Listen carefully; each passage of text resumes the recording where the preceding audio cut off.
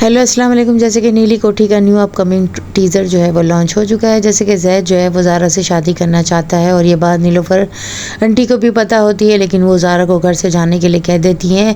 यहाँ पर जैद उसे मनाने के लिए दोबारा आता है और उसे घर ले आता है अलमास पप्पू। जैसे कि जो है वो बिस्मा को पोलैंड नहीं जाने देना चाहती है, लेकिन जो है वो ज़बरदस्ती ज़िद करके जाती है। वो वहाँ से पोलैंड की तमाम अपॉइंटमेंट कैंसिल करवा कर जो है वो एयरपोर्ट के लिए रवाना हो जाती है और ये बात शहरियार के भी इल्म में नहीं होती। वो शहरियार को भी चूना लगाकर चली जाती है। जैसे कि जो है वो अकबर अली शाह ने जो घर बिस्मा के नाम पर किया था उसे बिकवाने में उसकी हेल्प करता है और वहाँ से जो है वो तमाम पैसे लेकर जो है उसको मनी एक्सचेंज करवा कर जो है वो बिस्मा के हाथ में देता है। वो कनाडा की टिकट लेकर अलमास पप्पू को भी छोड़कर जो है चली जाती है। अलमास पप्पू को जब ये पता चलता है कि वो फरार हो गई है तो वो बड़ा अफसोस करती हैं। अकबर अली शाह जो है वो भी अफसोस करके दिल का अटैक लेकर बैठ जाते हैं, जिसकी वजह से जैद और नीलोफर बहुत परेशान हो जाते हैं क्योंकि उन्हें हार्ट अटैक हो जाता है। ज़ारा को जब ये बात पता चलती है तो वो हॉस्पिटल में जाती है। नीलोफर आंटी जो है ज़ारा से सॉरी करने के बाद जो है उसे कहती हैं कि अगर तुम जो है पहले की तरह मान जाओ तो मैं अपने बेटे के साथ तुम्हारा निकाह जो है वो पढ़वा लूँ। यहाँ पर अकबर अली शाह अपनी बेगम को देखते रह जाते हैं। ये तुम दोनों का जोड़ा जो है आसमान पर बना हुआ है, अगर तुम मान जाओ तो मैं तुम दोनों का निकाह करवा दूँ। यहाँ पर जैद कहता है मुझे भीख में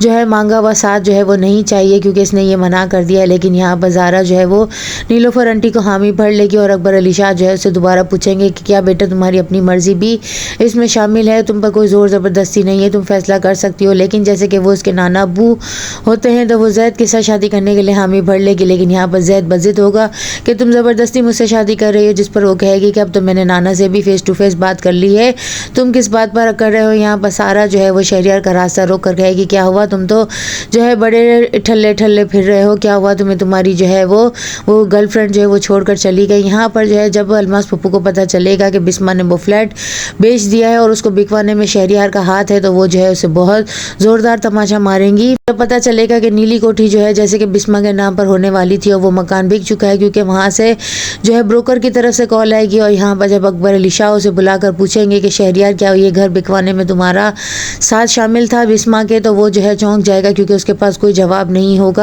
नीलोफर आंटी जो है वो ज़ारा का बड़ी मशकूर होंगी, उसे गले लगा लेंगे। यहाँ पर अकबर अली शाह जो है वो भी ज़ारा का बड़ा थैंकफुल होंगे, वो उन दोनों बच्चों को अपने ही घर में रख लेंगे।